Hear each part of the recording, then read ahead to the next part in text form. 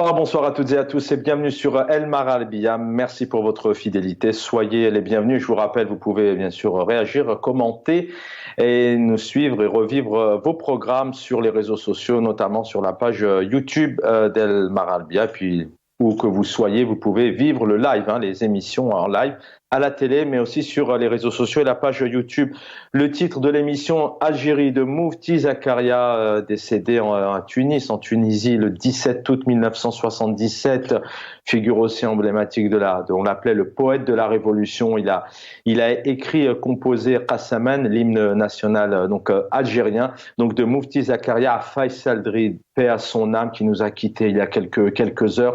Eh bien, ce sont des symboles de liberté. Nous allons revenir avec ces deux symboles. Nous allons évoquer bien évidemment leur parcours, ce qu'ils représentaient, mais ce sont des symboles nationaux et des symboles même à l'international. Il y a eu beaucoup d'hommages dernièrement, des dizaines, des centaines d'hommages concernant Faisal Drid. On va y revenir dans quelques instants. J'aurai le plaisir de recevoir mes invités militants de la libération d'In Fils des Aurès. Nous écrit ici Jamaldine Benchenouf qui nous en parle dans un instant. Un engagement, une intégrité, une immense admiration. Il va revenir bien évidemment sur cet officier de l'ANP qui n'a jamais effectivement défendu et gardé ses idées. Bien évidemment, en parlant de Faisal Drid, ils sont très nombreux. Certains ont perdu la vie même en prison. On pense au journaliste Mohamed Tamal, au docteur Fekhar. On pense à Hakim Debazi qui est mort en prison à Aqlea, où il n'y a toujours malheureusement pas d'enquête et on ne sait pas ce qui s'est passé. Donc, avec ces deux symboles ce soir, on va rendre hommage à ces personnes qui, coûte que coûte, continuent parce que tout simplement, elles ont envie de vivre dignement. Elles ont envie d'un changement de système, d'un changement de pouvoir politique, d'un changement de parti politique, comme dans tous les États. Mais on le constate malheureusement en Algérie, eh bien, il est très difficile aujourd'hui puisqu'ils sont très nombreux à s'être exilés, soit pour vivre ailleurs, comme ceux qui meurent en mer, ou tout simplement pour ceux qui ont tenté de faire de la politique et pour des raisons de sécurité, ils ont dû s'exiler. Sans plus tarder, mes invités avec nous, Lies Djebali, bonsoir, ingénieur économiste, militant politique, hérakiste. Merci d'être avec nous. Vous allez revenir sur le parcours aussi de ces deux personnalités. Oui, bonsoir Chaban, merci pour votre invitation et mes salutations au Al Maralbia et à tous nos compatriotes qui nous suivent. Merci. Merci infiniment du Canada. Il est avec nous, militant politique de longue date. Il est encore tout jeune, mais il a l'expérience derrière lui aussi. Il connaît le pays. Militant politique, longtemps au RCD, c'est pas un scoop. Kamel Mortefi, bonsoir. Bonsoir, bonsoir à notre ami Lias et à vous aussi, à tous les auditeurs de Maralbia. Alors lui, il a un sacré parcours. Il fait partie aussi quelque part de ces symboles, de ces grands journalistes qui ont tenté de faire changer les choses par leur plume, par leur écriture, par leurs émissions de télé, mais ils ont toujours gardé le cap, leur intégrité. Ils ont toujours été aux côtés du peuple, mais surtout aux côtés du changement et de la justice. Analyste politique, éditorialiste politique, vous l'avez encore à l'antenne. Il va nous rejoindre juste après l'émission pour son édito. Jamaldine Benchenouf, bonsoir, mon cher confrère, mon ami pour les coutumes, on va se vous voyer, mais les téléspectateurs savent très bien que nous sommes liés. Merci, cher ami. Merci, Jamaldine Benchenouf, d'être là. Bonsoir. Merci à toi, mon cher Chaban. Je me permets de te tutoyer. Merci beaucoup de m'avoir invité, tout particulièrement que tu évoques aujourd'hui la mémoire de deux grands Algériens. Deux grands Algériens dont l'un vient de disparaître il y a 2 jours, une perte immense. Une perte immense, je vais en parler quand tu voudras. Merci. On va commencer par vous. Vous allez donner le ton et puis on rappelle vraiment que vous avez vous connaissez le pays, vous connaissez les rouages, aussi les arcanes du pouvoir. Mais je le redis vraiment, et je le dis aux téléspectateurs parce qu'on parle très peu de vous. Sachez que Jamaldine Benchenouf a aussi parfois plusieurs propositions. On a tenté de négocier avec lui aussi. On a tenté aussi de le faire travailler ailleurs avec sa plume, mais il a toujours gardé le cap. C'est vrai qu'il est humble et modeste, mais il fait partie aussi, de ces personnes qui, disent les choses, sont militent aussi et font totalement un autre journalisme. On va regarder ici justement quelques réactions, quelques témoignages de Faisal Drid, Allah yarahmou, paix à son âme. On a une pensée pour sa famille. Et juste derrière, on donne la parole aux invités. أول شيء أنا إطار سابق في الدرك الوطني وابن أخت الرئيس الأسبق كذلك اليمين زروال اللي هي شوية ثقيلة على فمي ماشيش نقولها لظروف خاصة كذلك. أنا اليوم جيت نقول لكم باللي الجزائر راهي في خطر بمعنى الكلمة. الواجب الوطني نتاعنا كل جزائريين اللي هنا واللي خارج الجزائر أنهم يفيقوا ويعلموا أن الجزائر في خطر بمعنى الكلمة، ومش غير الجزائر، الجزائريين بالأخص راهم في خطر وشيك. وحنا ما عندنا حتى علاقة بالقضية التدخل الخارجي هذا اللي هما يهضروا عليه ولا الإرهاب ولكن الظروف تقول أن الوضعية رايحة إلى ما لا يحمد عقباه. Voilà, encore une fois, paix à son âme. On a une pensée pour sa famille et puis pour tous les Algériens. Ils sont très, très nombreux, les Algériens, des personnalités politiques, des avocats, des citoyens, des militants, dont Jamaldine Benchenouf. Jamaldine Benchenouf, une phrase, tu as été le digne représentant de tous les officiers aussi intègres de l'ANP, en plus de l'Algérien que tu étais, en parlant de Faisal Drid, du citoyen, du militant, celle qui est aux côtés de son peuple et qui refuse de rester otage de la junte. D'ailleurs, vous en parlez au présent. Jamaldine.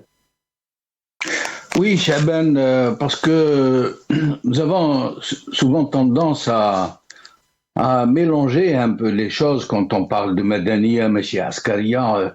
On a tendance à tout mettre dans le sac, alors qu'en fait, non, ce n'est pas l'armée qui est mise en cause en tant que telle, en tant que bras armé de la nation pour la protéger. Non, nous parlons de la junte qui a pris cette armée en otage.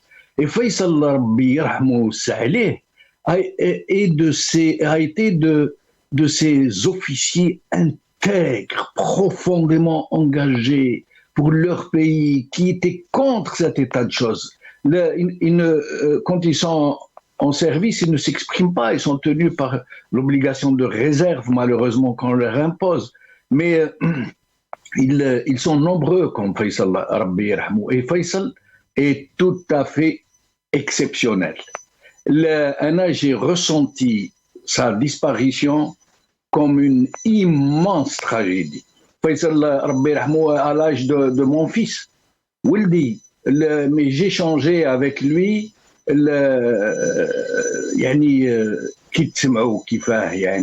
comment il aime ce pays, comment il aime les gens modestes, combien il est du côté des opprimés, mal mazloumin, mal les détenus, mal les prisonniers politiques,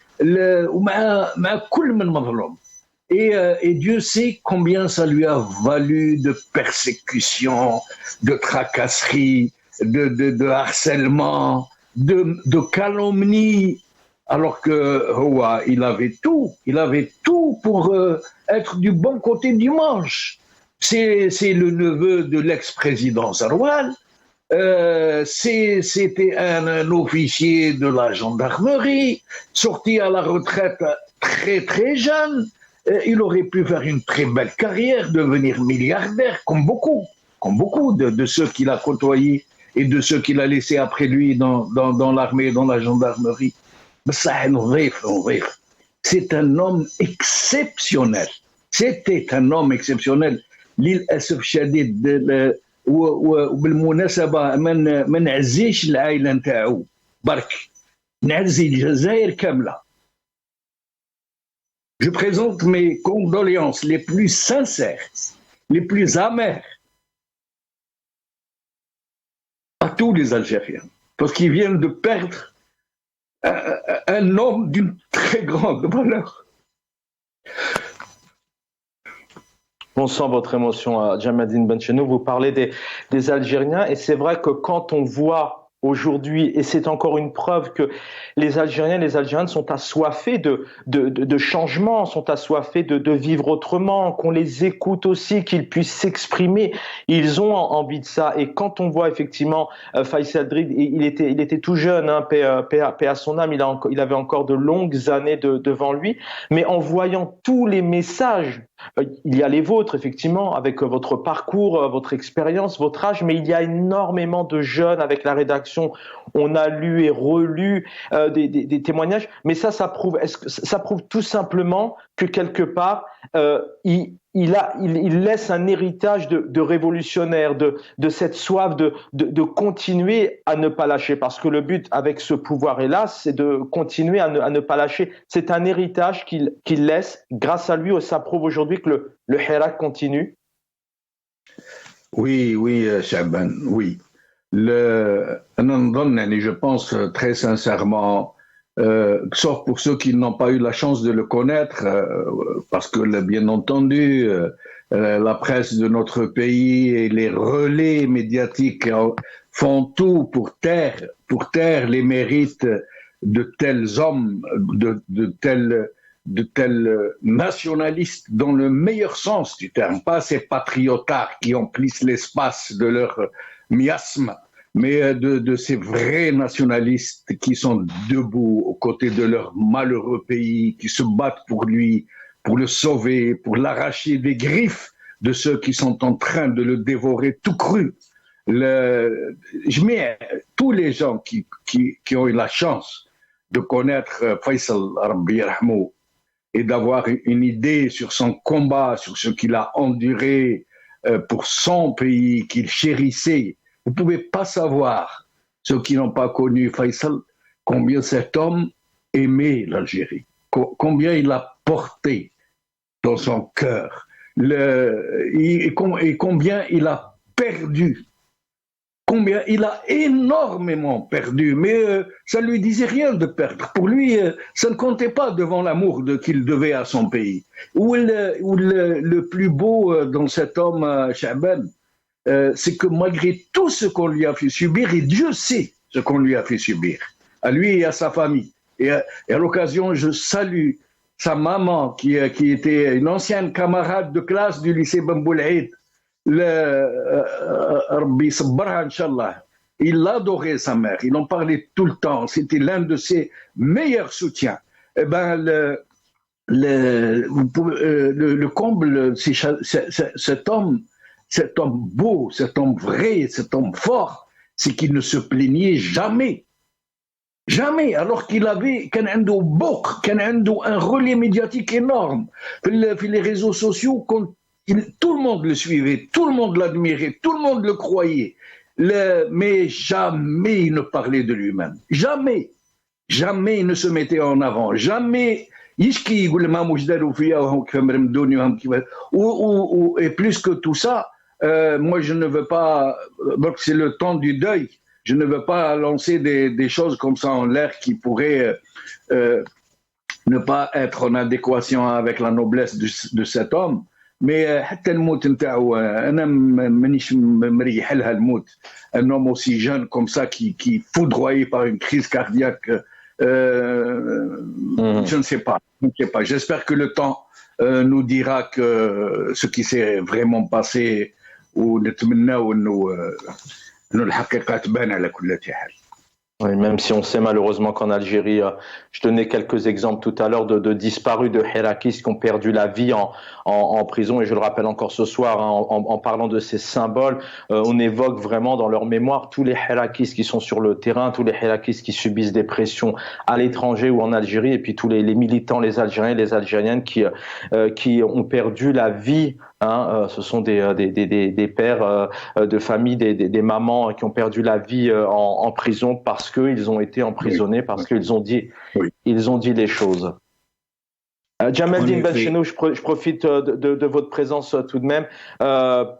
Vous allez pouvoir nous dire un mot aussi. On est le 17 août 2023. Le 17 août 1977, nous quittait à Tunis celui qui s'est exilé. On l'appelle le poète de la Révolution. D'ailleurs, un poète algérien. Il est l'auteur de Qassaman, l'hymne algérien composé en En 55, ça vous évoque quoi, Moufdi Zakaria?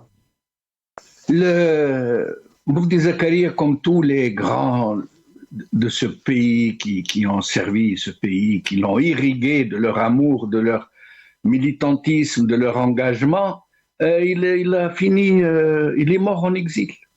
مات في الغربة هربوه كما هربوه مكل.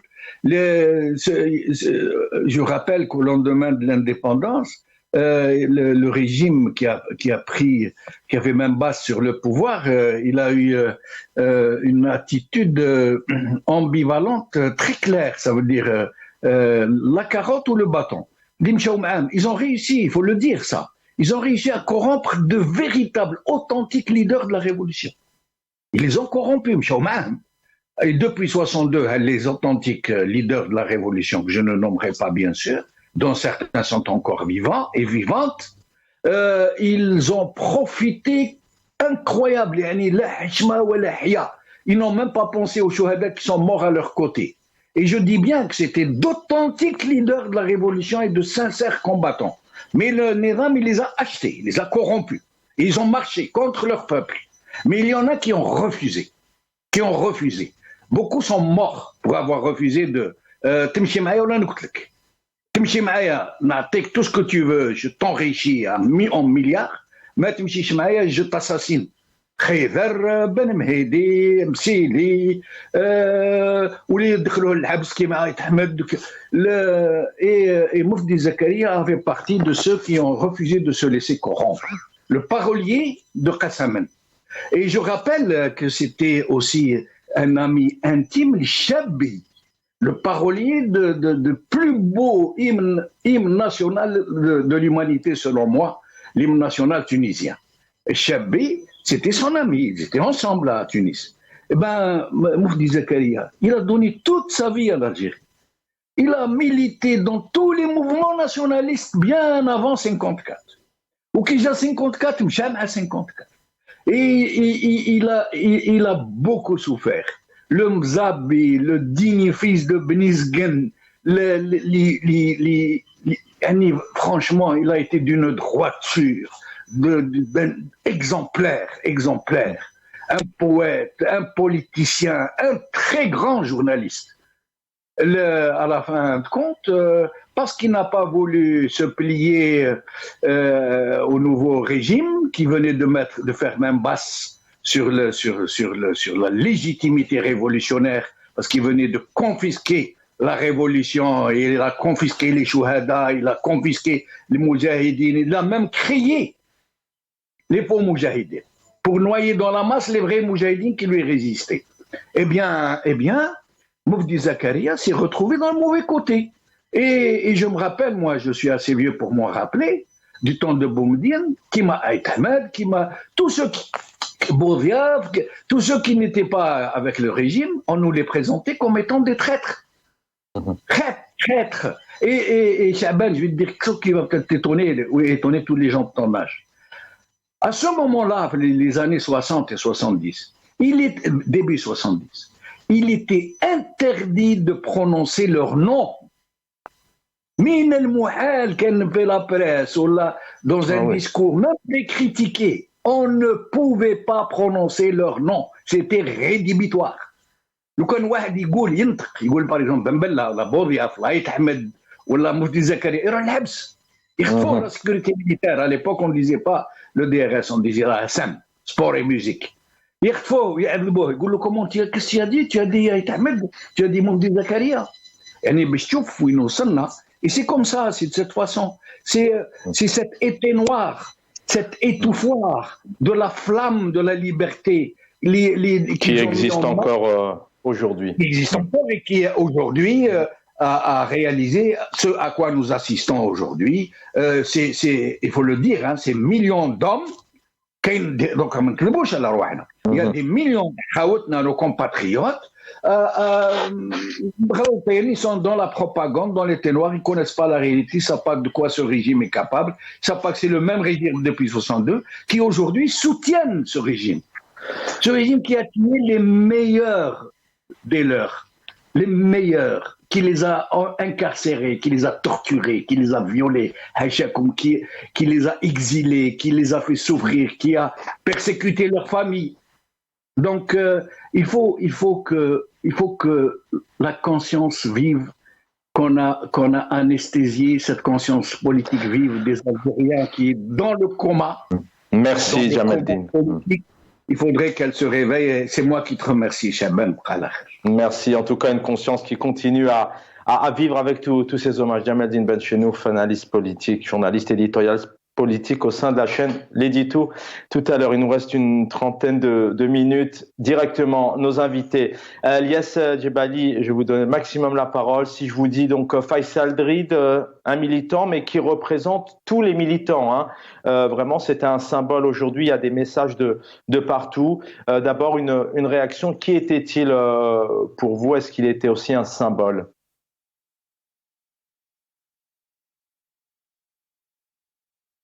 Alors, Lies Djebali, est-ce que... Oui.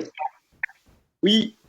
Oui, on vous entend. Allez-y, Lies Djebali, je vous en prie. En fait, Monsieur Jamel-Din, il a exposé. Il a donné un aperçu, un exposé sur deux personnalités très importantes. La première personnalité, Moufdi Zakaria, qui a été exilé aussi à l'étranger. C'était le chantre de l'Algérie décolonisée. Quasiment, il était dans tous les partis, il a joué tous les rôles. Dans la Révolution, commençons par l'Étoile nord-africaine, le PPA et finir au FLN à côté de Abban Ramdan. Il a été exilé, c'est parce qu'il avait une pensée libérale, c'est parce que ses idéaux n'étaient pas compatibles avec la direction que prenait le pays. Il a été banni. Il a été exilé, mais il est resté préoccupé par la situation socio-politique du pays jusqu'à son décès en 1977. Allah yarhamou. C'est ça, Moufdi Zakaria, c'est le politique et l'homme très politique. Quant à Faisal Drid, Allah yarhamou wissa'alih, toutes mes condoléances, ta'azil khalisa, l'aïla ta'ou, et tous les Algériens et tous les militants, parce que c'était un homme de conviction, il avait une élégance très très spontanée, il était droit dans ses bottes, il avait des convictions, il a refusé la facilité, il était le neveu du général Yamin Zarouel, il avait une grande carrière au sein de la gendarmerie nationale, c'est un officier vraiment intègre de l'ANP.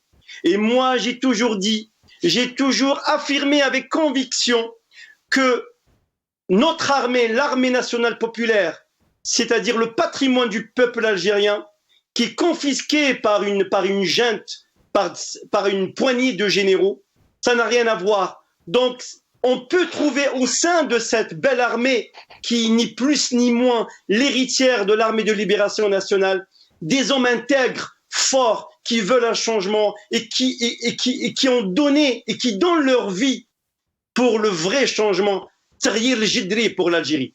Donc la preuve, c'est le grand militant, c'est un frère de lutte, c'est un frère, c'est un compatriote, un grand citoyen, le fils des grandes plaines de Césarès, c'est Drid Faisal, Allah yarhamou wa wissa'alih. Donc nous voyons bien que le régime, au fait... Bon, je reviens à vous, Lies Djebali. On va tout de suite à chaud donner la parole à Kamel Mortefi. Merci d'avoir patienté. D'abord, c'est bien de nous donner peut-être quelques mots des ressentis sur Faisal Drid et puis en même temps aussi sur Zakaria Moufdi. Et puis après, on essaie de comprendre, effectivement, on est en 2023, comment on arrive à continuer après ce que personne ont vécu tout de même avec un contexte difficile. Kamel Mortefi.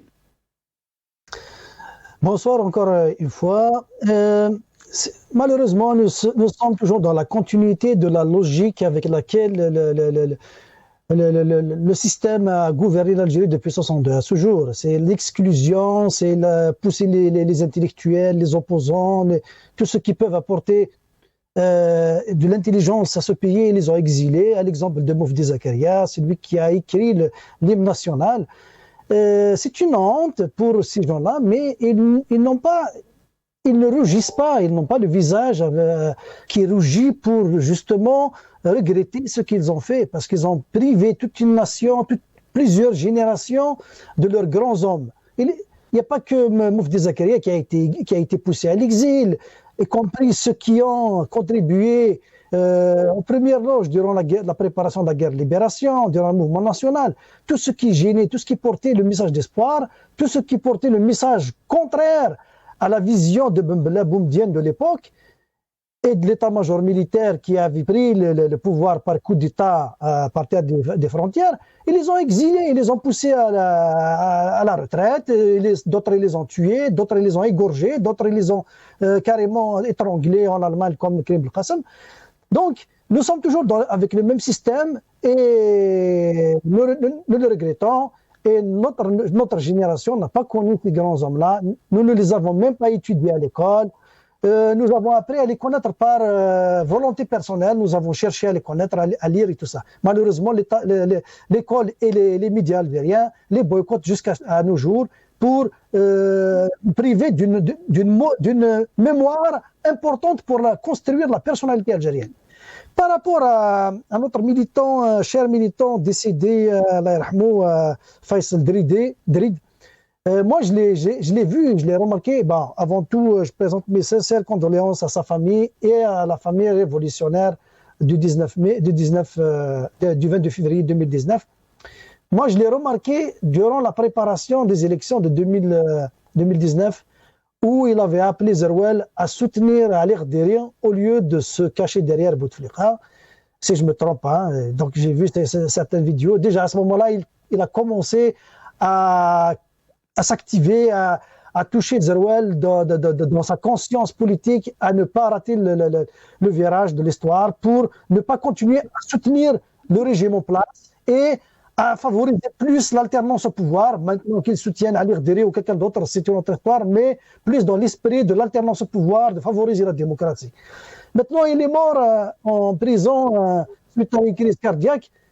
On sait que les prisons algériennes, ce ne sont pas des hôtels 5 étoiles. Hein. Donc, quiconque rentre dedans, il va sortir avec une santé affaiblie. Et nous avons vu nos militants qui ont quitté la prison après avoir été acquittés pour des crimes qu'ils n'ont jamais commis. Et à ce jour, ils n'ont même pas été dédommagés, indemnisés, mais qui sortent avec leur état de santé affaibli. Kamel Din Fakhar, la même chose, il est mort. Mohamed Tamel, tout ça, il a été mort, il a été tué en prison. Donc, la logique du système, elle s'applique, elle continue. Le silence ou l'exil ou la mort. À défaut de l'exil, c'est le système, à défaut de l'exil, il vous garantit la mort. Voilà ce qu'il nous garantit actuellement. Et on va revenir sur la pratique du système dans prochaine question. Je reviens à vous. Merci pour un aperçu effectivement des deux personnalités.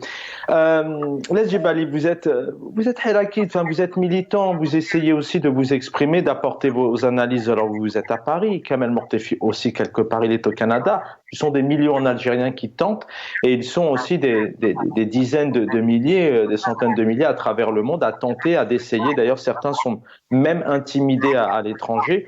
Parce que voilà, il arrive, comme on l'a vu dernièrement, où leurs parents subissent aussi des intimidations et des répressions. Quand on voit tous les hommages qu'a reçu notamment Faisal Drid, ça veut dire que quelque part l'espoir est là, que le hirak est là. Il y a toutes ces personnes, si elles ont exprimé tous ces mots de compassion, de messages de douleur aussi, de tristesse, mais aussi il y a cet espoir.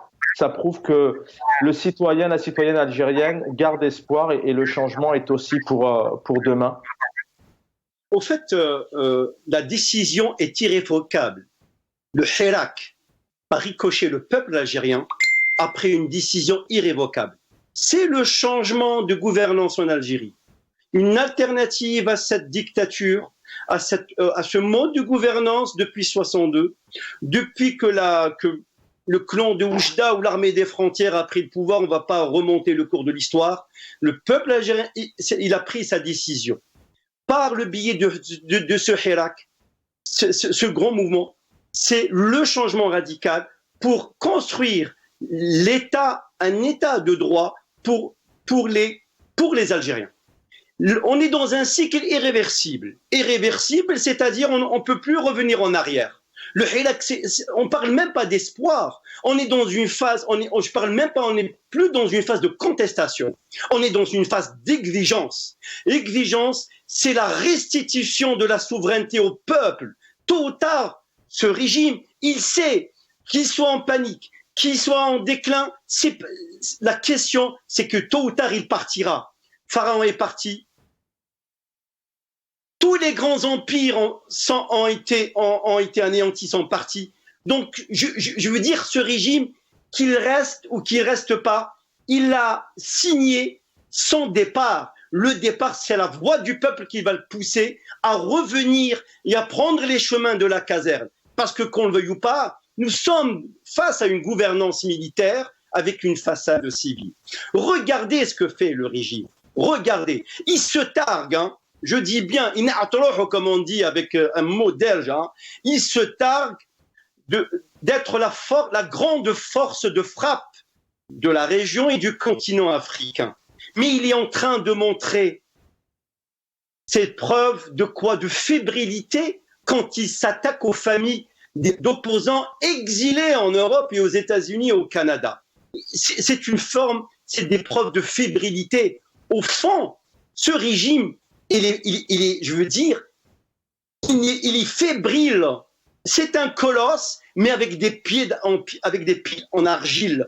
Donc il est fébrile. Il est en train d'attaquer des familles des exilés. On a vu, il s'est attaqué à la famille de Noir Melk, qui était lui-même, qui était officier dans l'armée algérienne et qui voulait partir parce qu'il n'était pas d'accord dans la façon comme une armée régulière se comportait contre son propre peuple. Il est parti.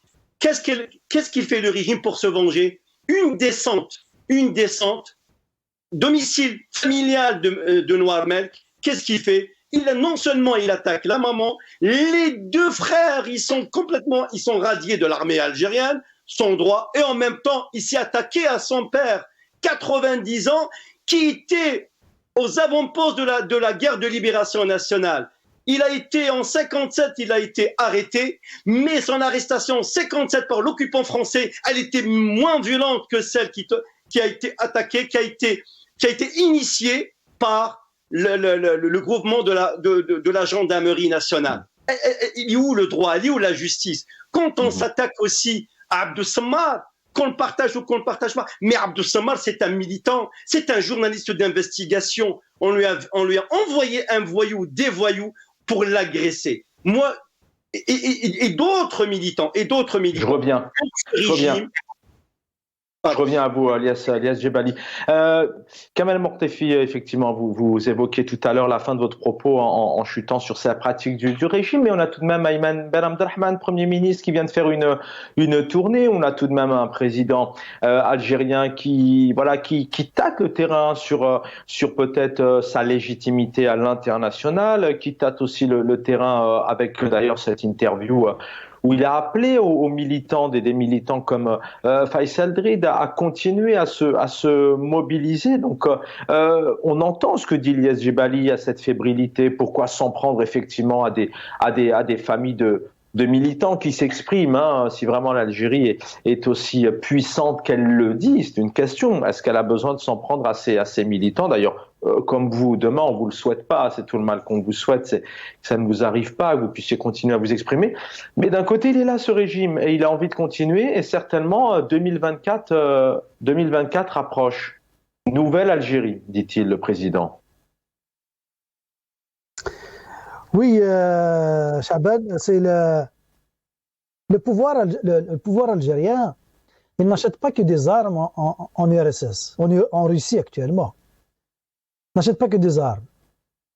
Il importe aussi des conseils sur la gestion sécuritaire du pays. Ce comportement du pouvoir algérien nous rappelle la grande terreur du régime stalinien de 1937 à 1939. Le pouvoir algérien, il a criminalisé le rejet de son Algérie nouvelle et de son Hirak el-Moubarak. Il a criminalisé l'action politique qui rejette son Algérie nouvelle et son Hirak el-Moubarak. Il est en train de combattre les rétifs ceux qui ne veulent pas le suivre, ceux qui ne veulent pas accepter la direction prise par ce pouvoir issu de l'effet de l'effervescence du 22 février 2019 qui a balayé Bouteflika, mais les résidus du système qui se sont reconstitués, ils veulent prendre une décision et les Algériens refusent de le suivre. Il est en train justement de sévir avec une telle violence qui ressemble à la grande terreur stalinienne. Qu'est-ce qu'il a fait Staline durant son régime? Qu'est-ce qu'il a fait à tous les révolutionnaires bolcheviques qui ont rejeté sa façon de gouverner, sa façon de gérer les affaires de l'État? Qu'est-ce qu'il leur a fait? Il les a massacrés par des dizaines de milliers jusqu'à 1,5 million d'incarcérations pour juste asseoir son pouvoir. Alors, il y avait des condamnations qui ressemblent à celles que pratique notre système en Algérie. Et ils ont pratiqué l'événement d'écran.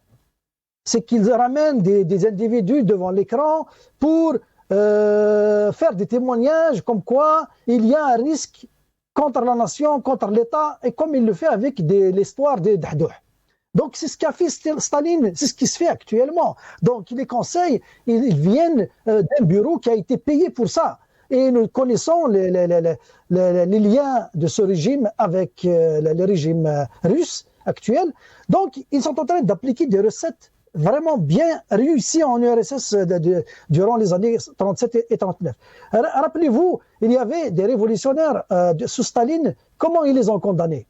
Ils les ont condamnés sous la torture. Ils les ont torturés au point où ces individus-là, ils les ont soi-disant torturés pour qu'ils divulguent des informations, mais finalement, c'est des individus qui n'ont jamais été associés à ces événements-là, mais ils n'avaient rien à dire.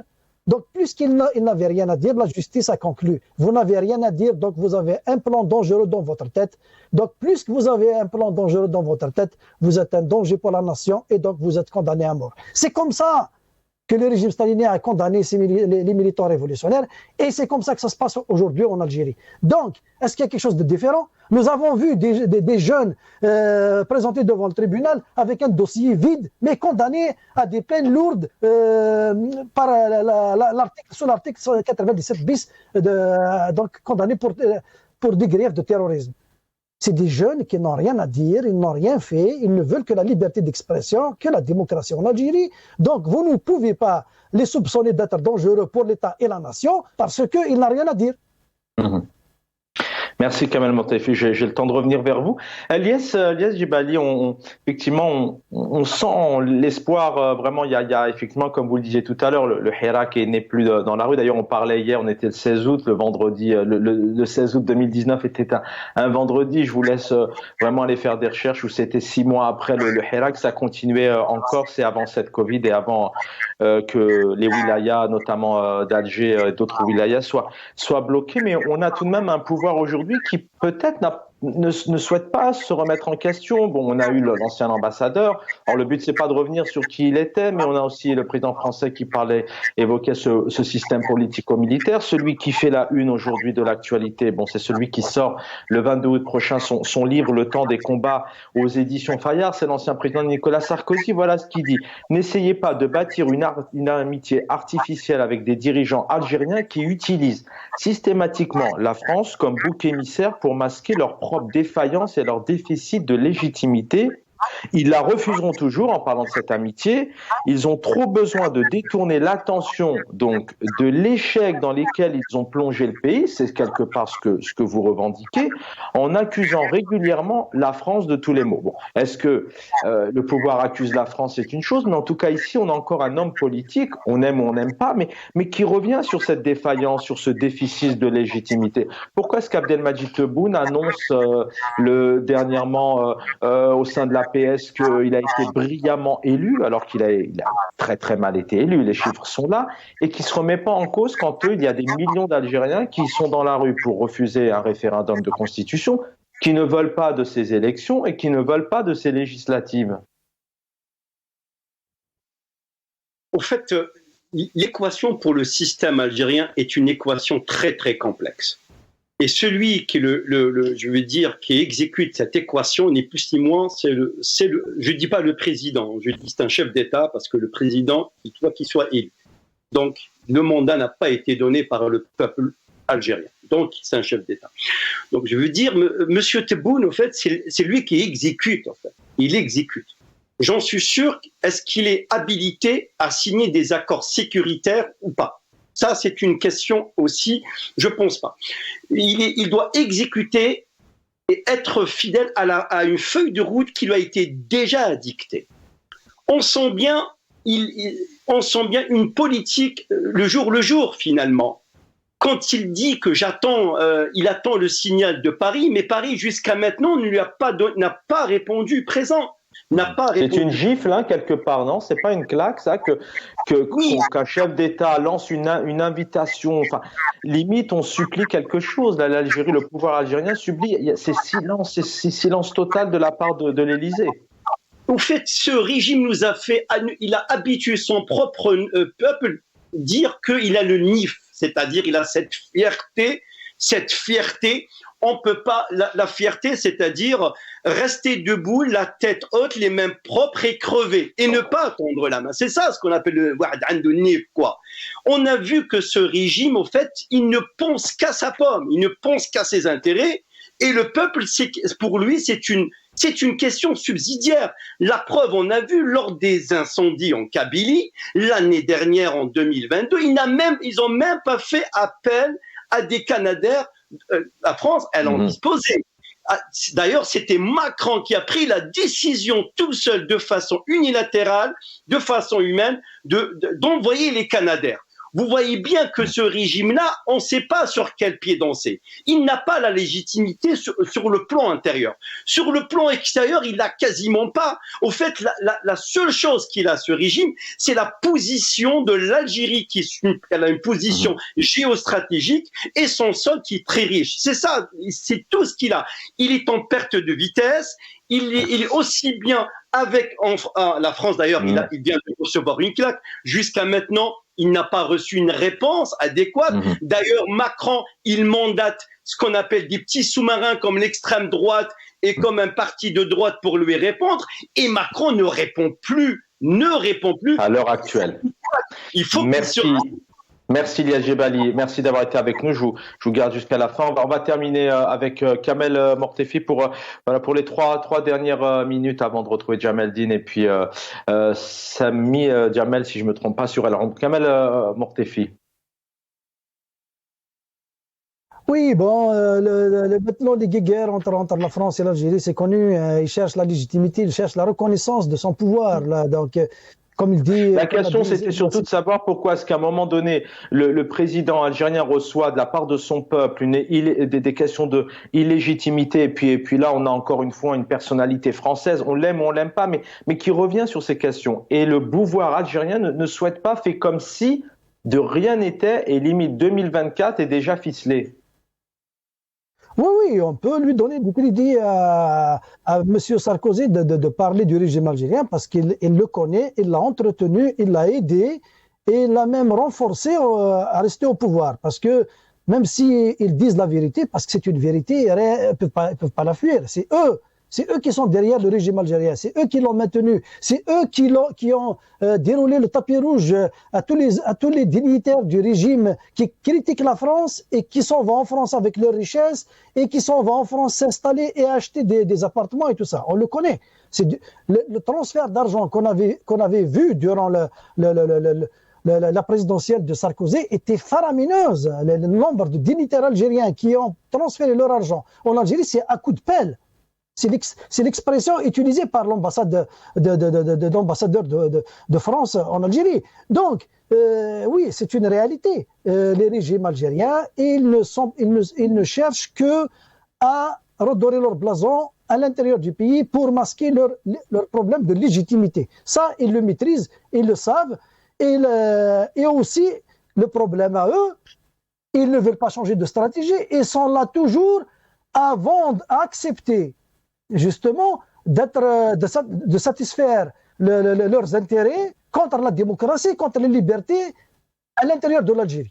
Donc c'est ça le problème. Sarkozy ou Macron ou quelqu'un d'autre, ils sont en train de fermer les yeux sur tout ce qui se passe en termes de violation des droits de l'homme en Algérie. Mais quand le régime algérien satisfait leurs intérêts, c'est le silence, ils détournent leur regard ailleurs.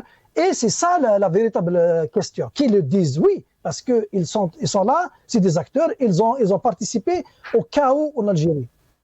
Macron et tous les gouvernements français sont en grande partie responsables du chaos que vit le pays algérien, parce qu'ils étaient complices, ils étaient complaisants, ils ont fermé les yeux sur tout ce qui s'est passé d'anormal dans ce pays-là.